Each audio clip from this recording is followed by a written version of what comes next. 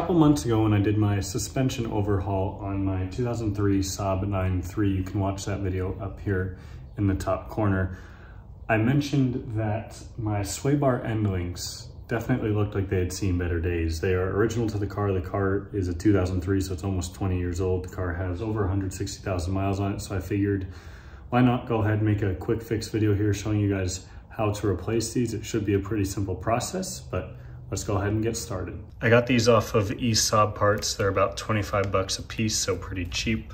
There's the part number right there though if you're interested. So we've got two of these. First thing we need to do though is jack up the car and take the wheel off.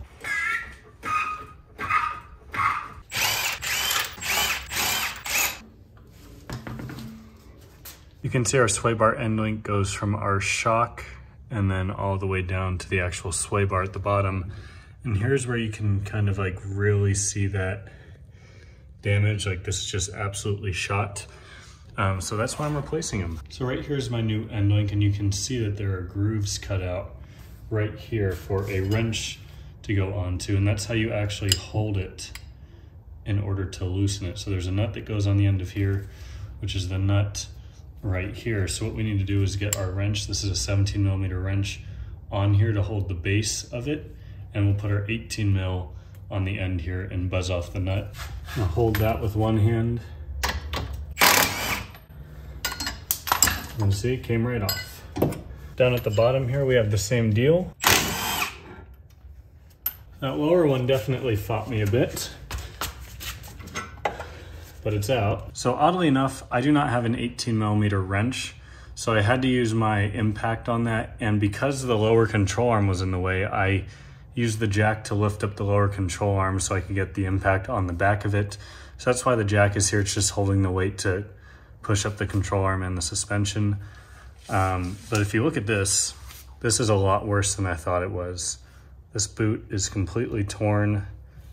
Yeah, this is really bad. So our new one's gonna go in exactly the way the old one came out. Fish it through there. Now this is not going to connect up here yet because the suspension is compressed up.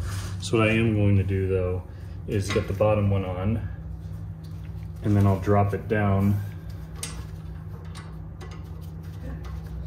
and we'll be able to put the top one on.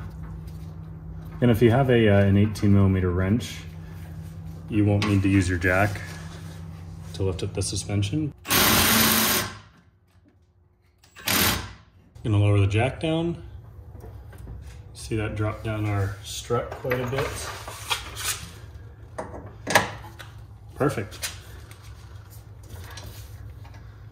Now one thing I do want to point out, completely unrelated to this video, if you saw one of my recent uploads, I mentioned that I am looking at buying another Saab. So I actually already found one, and I'm picking it up probably around the time you're seeing this video. So look forward to that.